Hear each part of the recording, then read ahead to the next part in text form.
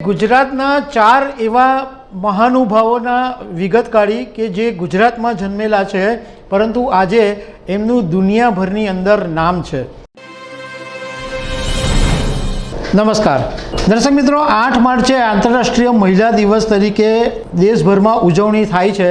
અમે આ બાબતે ઘણા બધા લોકો સાથે ચર્ચા કરી, અમારી ટીમ સાથે પણ ચર્ચા કરી કે આંતરરાષ્ટ્રીય મહિલા દિવસના દિવસે કયા ટોપિક ઉપર ચર્ચા કરવી જોઈએ. તો ઘણા બધા સાથે ડિસ્કશન કર્યું અને એવો નિષ્કર્ષ નીકળ્યો અને ઘણા બધા લોકોએ એવું કીધું કે ગુજરાતના એવા લોકો કે જે ગુજરાતમાં જન્મેલા છે, પરંતુ આજે માત્ર નેશનલ લેવલે નહીં પરંતુ ઇન્ટરનેશનલ લેવલે દુનિયાભરમાં આજે એમનું નામ થઈ ગયું છે. એવા આદર્શ પુરુષો, એવા મહાનુભાવો અને એમની માતા વિશે અમે વાત કરીએ. કારણ કે કોઈ પણ માતા હોય, એમના દીકરાના ઉછેરમાં એમનો સૌથી મોટો રોલ હોય છે. તો અમે થોડું રિસર્ચ કર્યું અને ગુજરાતના ચાર એવા મહાનુભાવોના વિગત કાઢી કે જે ગુજરાતમાં જન્મેલા છે, પરંતુ આજે એમનું દુનિયાભરની અંદર નામ છે. આ ચાર નામ વિશે વારાફરતી આપણે ચર્ચા કરીશું. સૌથી પહેલું નામ છે મહાત્મા ગાંધીજીનું. મહાત્મા ગાંધીજી વિશે ઘણા બધા લોકો બધું જાણે છે, એમના પત્ની કસ્તુરબા વિશે પણ જાણે છે, પરંતુ મહાત્મા ગાંધીજીના માતાના નામ વિશે ઘણા ઓછા લોકો જાણે છે. તો મહાત્મા ગાંધીજીના માતાજીનું નામ હતું પુતળીબાઈ અને એમનો જન્મ 1844માં થયો હતો. હવે આ જે મહાત્મા ગાંધીજીનું આખું નામ હતું મોહનદાસ કરમચંદ ગાંધી. એટલે એમના જે પિતા હતા કરમચંદ ગાંધી, એમના આ પુતળીબાઈ ચોથા પત્ની હતા.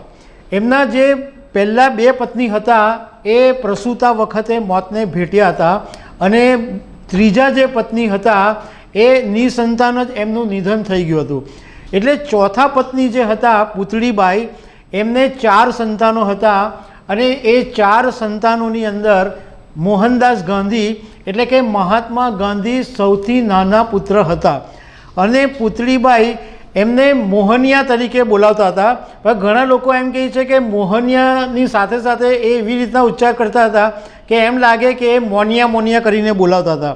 પુતળીબાઈ માટે એવું કહેવાય છે કે એ એકદમ ધાર્મિક પ્રકારના મહિલા હતા અને એકદમ નાજુક, એટલે મતલબમાં એકદમ કોમળ ભાષામાં વાત કરતા હતા. અને એમને ધર્મનું જ્ઞાન જે છે એ ગાંધીજીને આપ્યું હતું. ગાંધીજી એમની પાસેથી ધર્મનું જ્ઞાન શીખ્યા હતા.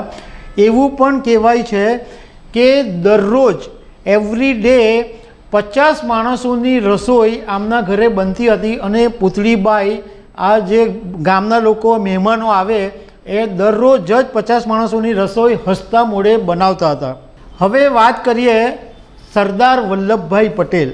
સરદાર વલ્લભભાઈ પટેલ વિશે પણ ઘણા બધા લોકો ઘણી બધી બાબતો જાણે છે, પરંતુ એમની માતા વિશે ઘણા ઓછા લોકો જાણે છે. બીજું કે ઇન્ટરનેટ ઉપર પણ માતાજી વિશેની માહિતી ઓછી છે સરદાર વલ્લભભાઈ પટેલના. અમે જેટલી પણ થઈ શકે એટલી કોશિશ કરી અને એમની વિગત કાઢી છે. તો એમના માતાનું નામ હતું લાડબા અને એમ કહેવાય છે કે લાડબા હતા એ એકદમ સક્રિય હતા અને 74 વર્ષની વયે તેઓ ચરખો ચલાવતા શીખ્યા હતા. એક એવું સ્ટોરી પણ છે કે સરદાર વલ્લભભાઈ પટેલ જ્યારે પોતાના ગામ કરમસદ ગયા અને એમની માતાજીને મળ્યા, તો ઘણા સમય પછી મળ્યા તો માતાજી નારાજ હતા. તો સરદાર વલ્લભભાઈએ પૂછ્યું કે માતાજી તમે કેમ નારાજ છો? તો લાડબાઈએ એમ કીધું, એ જમાનાની અંદર દીકરીઓને બહુ નાની ઉંમરમાં પરણાવી દેવામાં આવતી હતી. તો સરદાર વલ્લભભાઈ પટેલની જે દીકરી હતા મણીબેન કરીને, એ મણીબેન 20 વર્ષના થયા હતા પણ એમના લગ્ન નહોતા થયા. એટલે લાડબા એમને સરદાર વલ્લભભાઈને ખીજવાતા હતા કે તું આખો દેશમાં ને બધે તું કામ કરે છે એ સારી વાત છે, પણ તારી છોકરી 20 વર્ષની થઈ તો એના લગ્નનું તો કંઈ વિચાર. તો તે વખતે સરદારભાઈએ એમ કીધું હતું કે એના નસીબમાં જે થવાનું હશે એ થઈને રહેશે. લાડબા વિશે પણ ઓછી માહિતી છે. એ પછી અમે આપણા દેશના પૂર્વ પ્રધાનમંત્રી દિવંગત મોરારજીભાઈ દેસાઈની માતા વિશે પણ જાણવાની કોશિશ કરી. એમની બહુ જ ઓછી માહિતી છે.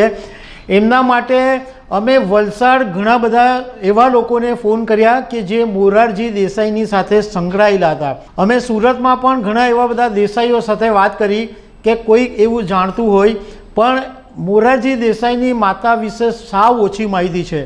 ખાલી એટલી માહિતી એમને મળી કે એમનું નામ વજ્યાબેન દેસાઈ હતું અને મોરારજીભાઈ દેસાઈના પિતાનું નામ રણછોડ દેસાઈ હતું અને એમનો જે જન્મ છે મોરારજી દેસાઈનો એ વલસાડ જિલ્લાના ભદેલી ગામમાં થયો હતો. થોડીક વધારે માહિતી ખાલી એટલી જ મળી કે તેઓ હાઉસવાઈફ હતા અને બહુ નાની ઉંમરમાં તેમનું મોત થયું હતું, એટલે એમના વિશે બહુ વધારે માહિતી નથી.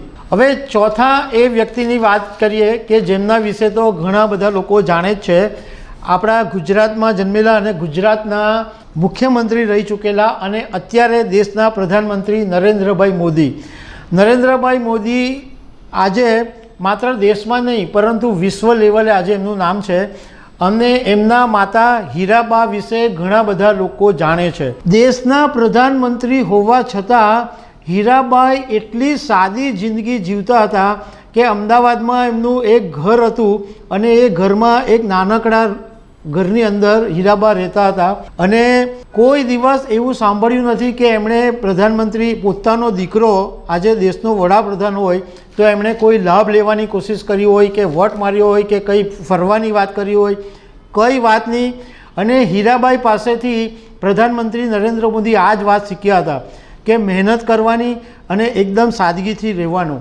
અને પ્રધાનમંત્રી નરેન્દ્ર મોદી જ્યારે પણ ગુજરાતની મુલાકાતે આવતા ત્યારે હીરાબાને મળતા અને આપણે બધાને ખબર છે કે 100 વર્ષની ઉંમરે પણ એકદમ ટટ્ટાર હતા અને પોતાનું કામ જાતે કરતા હતા. તો દર્શક મિત્રો, આ જે દેશના 4 મહાનુભાવો કે જેમનો જન્મ ગુજરાતમાં થયો હતો અને આજે એમનું માત્ર દેશમાં નહીં ઇન્ટરનેશનલ લેવલે નામ છે, એવી માતાઓને અમે યાદ કરી છે. આવી અનેક વાતો સાથે અમે તમને મળતા રહીશું. Thank you very much.